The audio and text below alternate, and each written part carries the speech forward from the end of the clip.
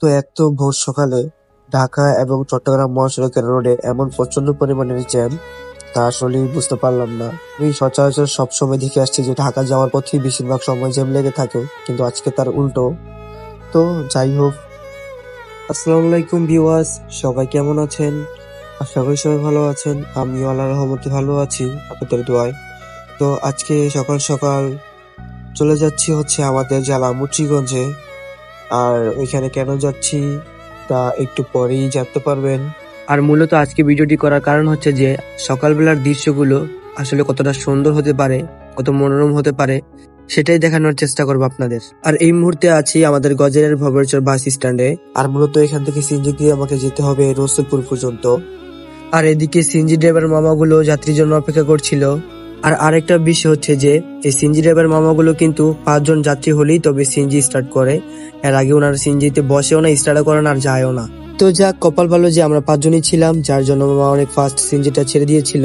আর এটাই কিন্তু একমাত্র রসুলপুরে যাওয়ার রোড, আর এর বিকল্প কোনো রোড আছে কিনা আমার জানা নেই। তবে আমি যতবার গিয়েছি এই রুট দিয়ে গিয়েছি।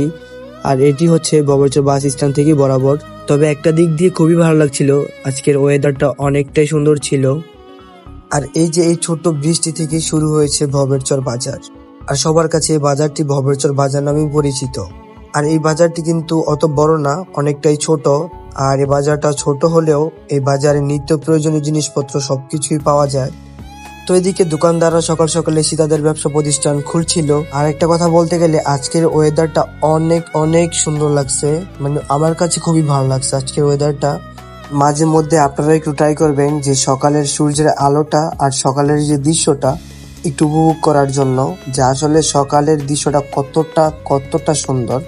আমিও আগে কখনো ট্রাই করি নাই, তবে আজকে যতটুকু বুঝলাম যে আসলে সকালের দৃশ্যটা একটু অন্যরকম সারাদিনের চেয়ে। আর এরকম ওয়েদারের একটু ফিল নিলে সারাদিনটা এমনিতেই ভালো কেটে যায়। আর সৌন্দর্যের মাঝে আরেকটা জিনিস কি এখনো খেয়াল করে দেখছেন আপনারা? এখনো যে রাস্তার পাশে ছোট একটি খালও রয়েছে, আর তার সাথে যেই ক্ষেত খামারিগুলো কতটা সুন্দর।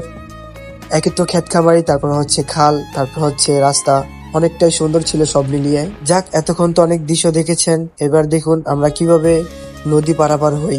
আরেকটা কথা কি জানেন, আমাদের এই রসুলপুরের মিষ্টি কিন্তু সব থেকে বেশি বিখ্যাত। এটা আপনাদেরকে অন্য সময় আবার দেখানোর ট্রাই কর। এখন আমরা চলে আসছি টলার ঘাটে। আর এখান থেকে আমরা নদীর ওই পারে পারাপার হব।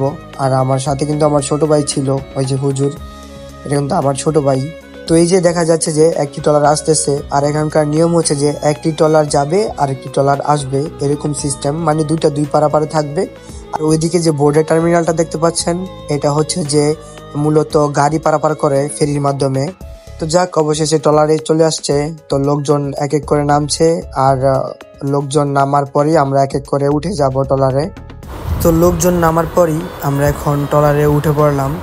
আর ঠিক আমরা এখন নদীর ওই পারে যাব। আর নদীর ওই পারটা হচ্ছে যে আমাদের মুন্সিগঞ্জের গজারিয়া। আর আমরা এখন ঠিক নদীর ওই পারে গিয়ে নামবো, মানে গজারিয়াতে গিয়ে নামবো। আর ওই যে একটু আগে দেখিয়েছিলাম যে গাড়ি পারাপার করে যে ফেরি বোটগুলো, আর মূলত ওইটাই হচ্ছে সেই বোট আর যেটা দেখতে পাচ্ছেন। তো এখন গাড়ি পারাপার করতেছে এই বোটটা দিয়ে। আমরা চাইলে বোটটা দিয়ে আসতে পারতাম, কিন্তু তার জন্য অনেক সময় লেগে যেত, কারণ এই বোটটা একটা নির্দিষ্ট সময় আছে, ওই সময় অনুযায়ী ছাড়ে। আর আরেকটা কথা হচ্ছে যে এই বোটের বিপরীতে যদি আমাদের এদিক দিয়ে একটা ব্রিজ হয়ে যেত, তাহলে আমাদের মতো সাধারণ মানুষের অনেক ভোগান্তি কমে যেত। আর এদিক দিয়ে কিন্তু হাজার হাজার মানুষ যাতায়াত করে এই ট্রলার পারাপার হয়ে। যাক, আমরা চলে আসছি গজারিয়াতে নদী পার হয়ে। তো এখন আমরা এখান থেকে চলে যাব গজারিয়া ঘাট। আর আমরা ঠিক এখান থেকে অটো দিয়ে চলে যাব। আর সিএনজি দিয়ে গেলে হচ্ছে এখানে লোক হতে অনেক সময় লেগে যায়। আমরা এখন অটো দিয়ে চলে যাব, কারণ অটো দিয়ে 2-3 জন হলেও অটো ছেড়ে দেয়। অটো দিয়ে এখান থেকে গজারিয়া ঘাট যেতে সর্বোচ্চ 5-7 মিনিট সময় লাগে, এর বেশি লাগে না। আর সিএনজিতে গেলে হয়তো বা এর আগে যাওয়া যায়, কিন্তু সিএনজিতে লোক হতে হতে অনেক সময় লেগে যায়। তো যাক, এই গজারিয়া গ্রামটি কিন্তু অত বড় না, বলতে গেলে গজারিয়া গ্রামটি বেশ ছোটই। তবে ছোট হলেও এই গ্রামটি কিন্তু অনেক সুন্দর।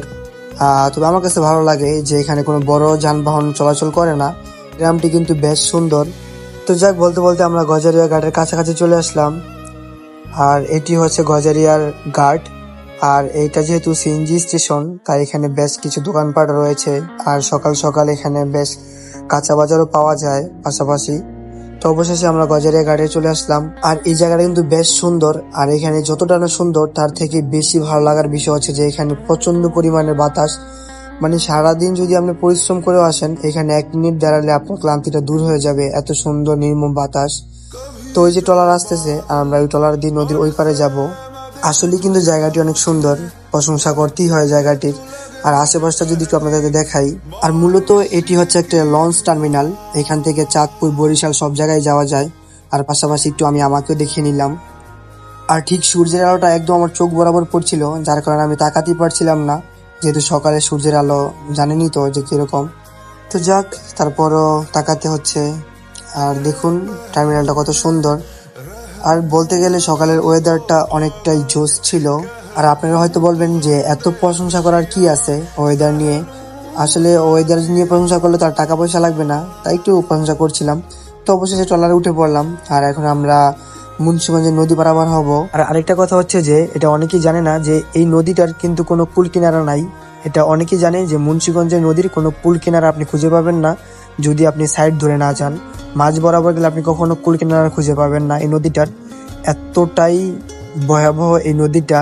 আর এই নদীটার একটা খারাপ দিক হচ্ছে যে যখন ঝড় বৃষ্টি হয় তখন এই নদীর যে উত্তাল ঢেউ এত জঘন্য পরিমাণ, মানে আপনি ভয়ে একদমই শেষ হয়ে যাবেন। আপনি দ্বিতীয়বার কখনো এখানে আসার আর সাহস পাবেন না যদি এই ঝড় বৃষ্টির সময় নদী পারাপার হতে যান। যাক, ভয় না পেয়ে ভিডিওটি আরেকটু দেখতে থাকুন কষ্ট করে। তো এই যে এখন যে ঘরগুলো দেখতে পাচ্ছেন, মূলত এটা হচ্ছে আমাদের মুন্সিগঞ্জের চর কিশোরগঞ্জ এলাকা। আর এই জায়গাটা কিন্তু বেশ সুন্দর, আপনারা না আসলে বুঝতে পারবেন না যে আসলে চর কিশোরগঞ্জ জায়গাটি কতটা সুন্দর। তো আমরা কাছাকাছি চলে আসছি চর কিশোরগঞ্জের। একটু পরে আমরা ট্রলার থেকে নেমে যাব, তখনই দেখতে পারবেন যে আসলে জায়গাটি কতটা সুন্দর। তো এই যে চলে আসছি প্রায়, আর এখনই আমরা ট্রলার থেকে নেমে যাব, নামলে বুঝতে পারবেন জায়গাটি কীরকম। আর এই জায়গাটি কাপলদের জন্য বেস্ট। তো অর্থপর চলে আসলাম, ট্রলার থেকে নেমে যাচ্ছি। আর এখানে কিন্তু অনেক হিউজ পরিমাণে রেস্টুরেন্ট আছে, বিশেষ করে কাপলদের জন্য আর ফ্যামিলিদের জন্য আছে।